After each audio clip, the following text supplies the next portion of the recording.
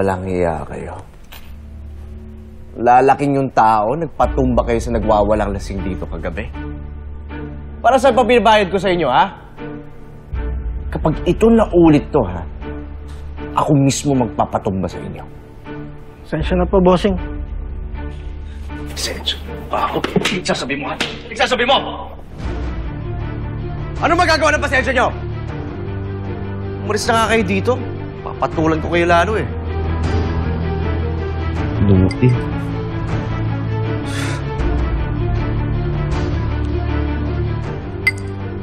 Boss. Marco. Ano na balita kay Mr. Uy? Kaya nakakabayad ng utang yun, ha? Kaya kahit interest, wala pa binibigay. Nakiusap ulit, boss, eh. Lugi ang lending ko nito.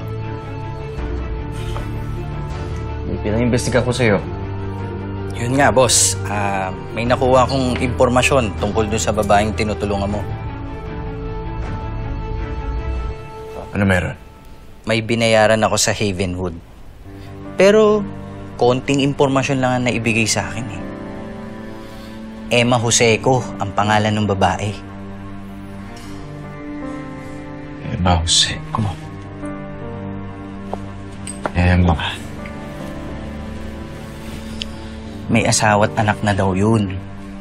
Pero tungkol dun sa dalawa, wala akong impormasyon. Mga takot kasi yung mga napagtanungan ko, eh. Sabi sa akin ni Dr. Samson, posibleng maling gamot ang ibinibigay sa kanya sa Havenwood. Sige, tama yan. Pagpatuloy mo pa yan. Gusto kong makilala ng lubusan ng babae niya. Emma.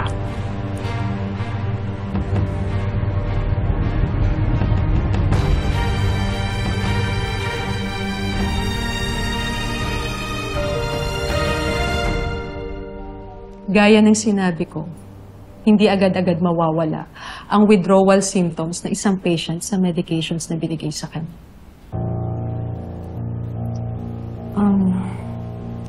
Are you sure okay lang sa'yo na nandito siya? Oo, Doc. Logan, taking care of a psychiatric patient isn't easy.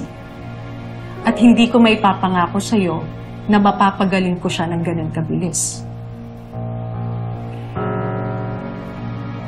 Bakit hindi mo na lang kaya siya ilipat sa ibang psychiatric center?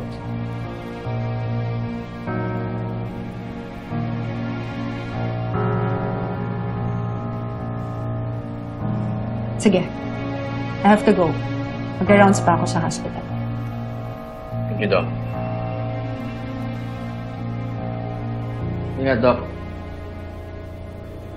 Huwag mo kay babalik si Havenwood, ha? Binabaliw nila ako doon, hindi ako gagaling. Sa isang kondisyon. Makikipagtulungan ka sa pagpapagamot sa'yo.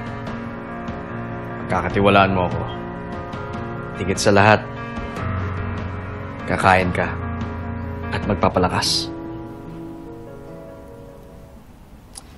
Let me. Today, soup, fish, rice, juice.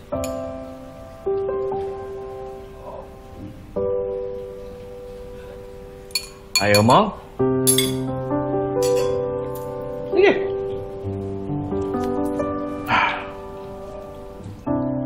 Hello, Havenwood. Yes, meron ako ipapadala na pasyente. Baka 30 minutes papunta. Never mind.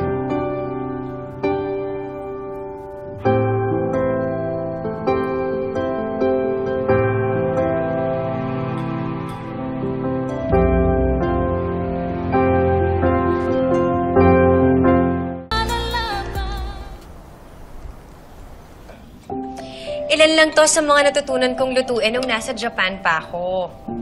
Kaso, baka naman magsawa kayo sa mga niluluto ko, kaya kain naman tayo sa labas. Mamasyal naman tayo. Talaga po? Don't worry, Mookie. Kahit wala dito ang nanay mo, nandito naman ako. I was also a mom. I mean, nasubukan ko na ring alagaan yung mga anak ng mga friends ko sa Japan. Hindi ko maipapangako na magiging kasing galing ako ng nanay Emma mo. But I will try to do my very best to take good care of you and your tatay. Kaya sana, baby girl, tratuhin mo din ako na parang mommy mo. Okay ba yon? Tita Jade, thank you po ah. Alam niyo po, hindi ko po talaga alam yung gagawin ko kung wala ka. Anything for you, baby girl. Kain na! Lalamig! Sige na! Oo, Kain masarap. na. Masarap na itong niluto mo. Ay, ito, itayo niyo itong gyoza.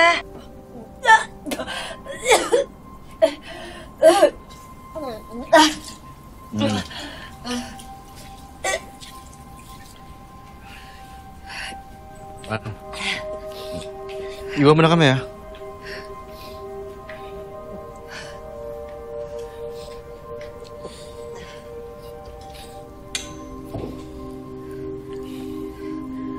Normal lang daw yan. Withdrawal daw, sabi ni Doc dahil sa mga maling na inom mong gamot.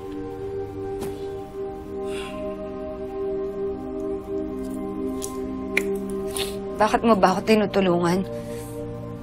Dahil nangangailangan ka. Nakita kita, walang malay sa kalye. Kahit naman sino, gagawin yung ginawa ko Pero kung wala ka talagang tiwala sa akin, sabihin mo sa akin kung saan ka nakatira. Papatid kita. Wala naman sigurong pamilya nang gustong tumanggap sa akin. Hinayaan na nga nila akong dalhin sa psychiatric center. Hindi ko naman sila masisisi kasi nasaktan ko sila. Pakiramdam ko nga ayaw na talaga nila sa akin Kasi hindi na nila ako binalikan sa Havenwood. Pero masama talaga yung kutob ko dun sa Jade na yun Teka. Jane?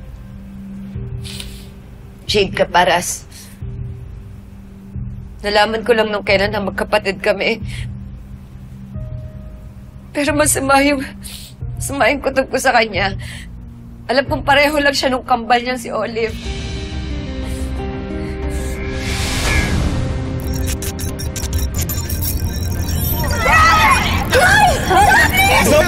Saan ka pupunta?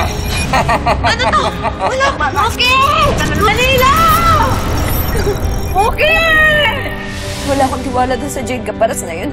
May binabahala siya sa akin. Masama, papatayin niya ako. Papatayin niya ako. Papatayin niya ako. Papatayin niya ako.